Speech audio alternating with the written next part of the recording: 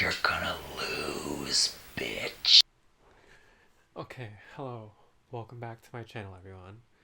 This is your favorite favorite off-brand aggro player.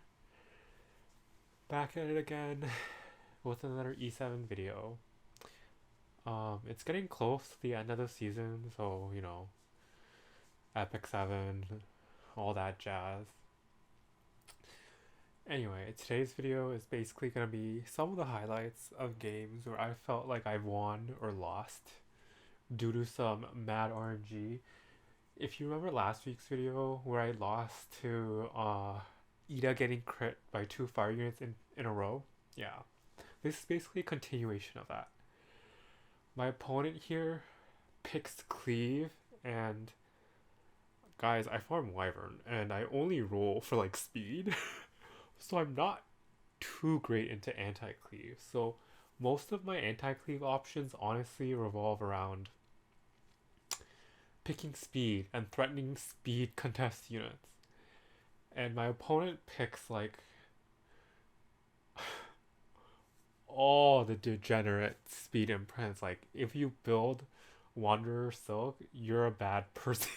No, I'm just kidding. I just say that because I don't have one build, but if I did, I definitely would use her. Like, do not get me wrong.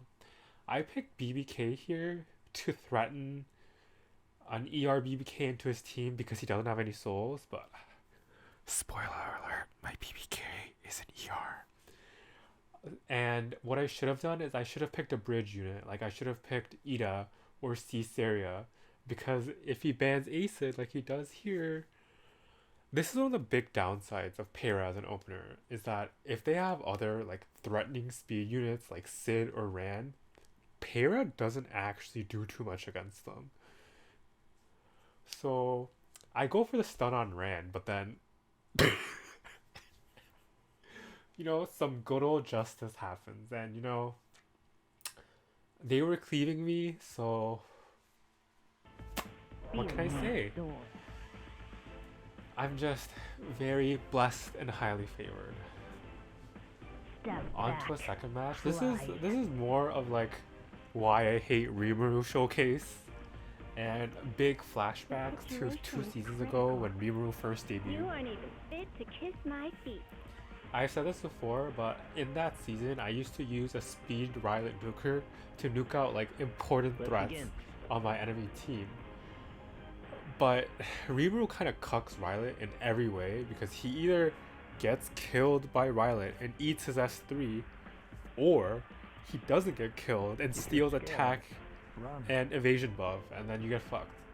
Anyway, this person drafted APOC,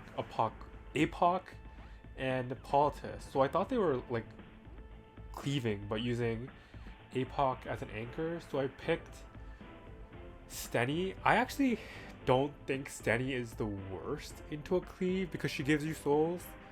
Though I guess Ida's a better pick, but Stenny is a more neutral pick in case you can't pick Ida. Like you can't like honestly like 2-3 Ida unless you are very, very confident in your abilities and gear, which I'm not.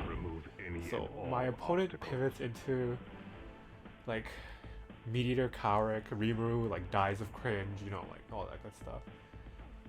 In hindsight, I really should have picked Hwayoung here somewhere, because Hwayoung is really good into his like entire draft. I don't know what my opponent picks last, but it looks like I'm about to ban everything but last pick. Okay, never mind. He picks BBK and I'm forced to ban it in case it's an ER BBK and he bans my Cowrick and I can't actually strip her in time.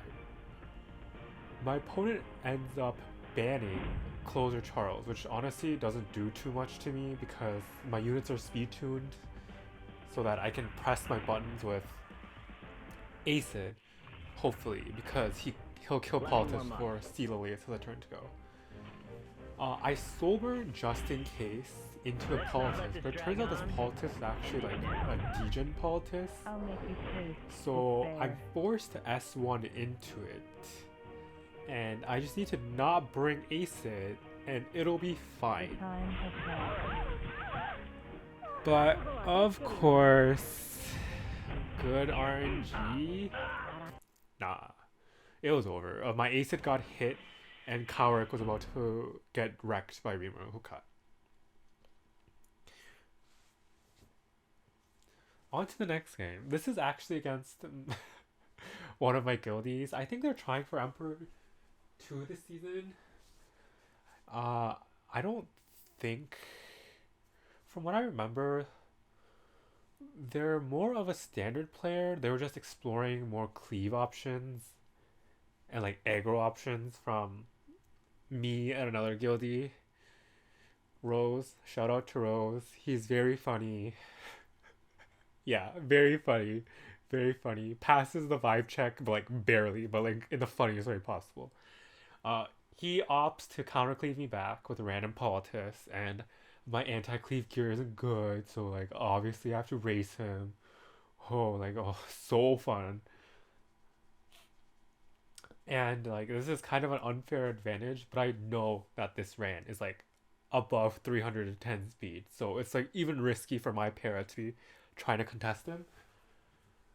So I kind of am forced to ban this ran, no matter how the draft goes, but hopefully he pivots here, but like he's not gonna pivot here, guys. Like, spoiler alert.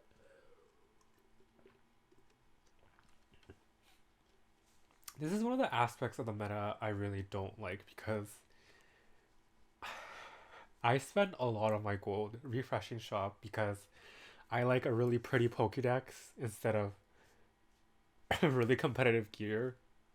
So if you take a look at my units, like my gear is like, to be honest, kind of middling compared to a lot of Emperor players. It's just my units are, I'm very comfortable with my units. My opponent last picks Violet here, but in my head, I think his rand isn't like the realest. Like, it's not like 320 with like incredibly high damage, but it's threatening enough that I have to ban it and take my chances with Violet. I hoped that he wouldn't ban C. Lilius, because if you've ever been in this matchup, C. Lilius can actually take down Violet with a +1, because Conquer Lilius CCs Violet so he can S3. She reduces attack, and because she pulls someone for a dual attack, she can actually tank some of the damage and help chip down Violet before he can solo your entire team. Luckily, my Para beats his Wander Silk, but you know, I have a speed imprint. Well, actually, I don't know if their Vedrid is SSF. Anyway, I actually do not press my buttons on Para. I want my Para to die as soon as possible, because she is honestly more of a nuisance than anything in a match with Violet. I get rid of Politis to be able to press buttons, because, you know, pressing buttons, like, how fun is that? You know, not for my opponent, but for me, and that's all that matters. I push back Wander Silk just in case, and basically, when I kill Vedrid with my Watcher Shuri, it turns into, will Violet be able to solo my team? Like, this is in all honesty one of my least favorite ways a game plays out. You know, like, this is even more boring than Bruiser, V Bruiser, Frenzy, like 90-69 gameplay, because at least in standard versus standard, like, you still have some choices to make that can like actively like outplay your opponents, but in Violet solo situations, I think there's not a lot of gameplay involved. It's just like, do you pass the 45-55 check? They also S3 Para, which I think is a mistake here. I think they need to kill Conqueror Lilius first. Like, my Conqueror Lilius isn't the tankiest Conqueror Lilius around, and Conqueror Lilius, you will see, heavily enables DPS to go into Violet. I luckily hit Violet. Like, I hit Violet like on 2 different occasions, I think. 3 different occasions. So I was in the guild Discord with this guild member, and he was like, who, like, report this guy to SG? But it's like, you know, you picked Violet. It's just, It's just justice, you know. Justice against casino gamers. Oh no, but oh yeah, did you know I actually don't have RGB violet because I fed mine into my Rylet when I used him as a speed nuker. I'll show you my Rylet build currently at the end of the video, but like, oh yeah, a tad insult to injury, I hit Violet again, and they lose. We managed to successfully defeat the evil. In the last game, You dare stop me? my opponent takes Conqueror Lilius from me, and you know, everything like, I can. who even first picks Conqueror Lilius? What kind of cringe gameplay is that? Like, I would never. I don't want to fight a pushover. My opponent picks Hwayoung, and if you've watched my videos, like, even a little bit, you will know that you do not play standard into Hwayoung. Like, playing standard into Hwayoung is incredibly difficult. Even if Hwayoung is the only DPS character, it's honestly such a race against the clock because with Frenzy attack scaling and Hwayoung's incredible cycling, Pay for getting in my way. it's incredibly difficult to play standard against. Like, play standard boosters against Hwayoungs, which can literally be built at like 270 speed with enough offensive stats to one-shot them, which is balanced, you know. My opponent, I think, should have picked AOL last pick Don't ever think you'll because make that alive. with this Rimuru pick at the end, I can just ban Conqueror and ignore Celine. I think that's the one big weakness to Celine, is that if your Celine is not like 250 speed, she's at a real threat of getting outsped by like Closer or other DPSs, and people try to sell Celine as like a counter to some initiators like Peyra and Conqueror Lilius, but I feel like the issue with that is that they're so fast, they can really I will fight as long just as I stand. not press their buttons, and they're just perfectly fine. Like, yes, you can focus them, but then that just buys more time for the DPS they bring to wreak havoc. You know, it's just not a perfect solution. You should probably nerf them, but you know. I will be the victor. Anyways, this is a very interesting game because I forgot I won't miss. that perception counts as a buff for Rimuru, so I have to deal with Edward and Rimuru with a evasion buff. What I should have done is I should have S2'd into Rimuru with Handguy and then S3'd, which would have killed Rimuru most likely, and then I wouldn't be in this mess, but you know. As I've said many times, I am a lowly Emperor player, you know. If you wish to We're not die, very smart, like, clearly. hunt by Yeah. our rate. You know, this is what I mean, like, I fight for Peyra myself. can just press her buttons, turn 2, and she's just fine. Like, I'll get rid of all of you. it's not the best solution. I even luckily hit Rimuru and miss Edward, so I don't get the S2 counter attack.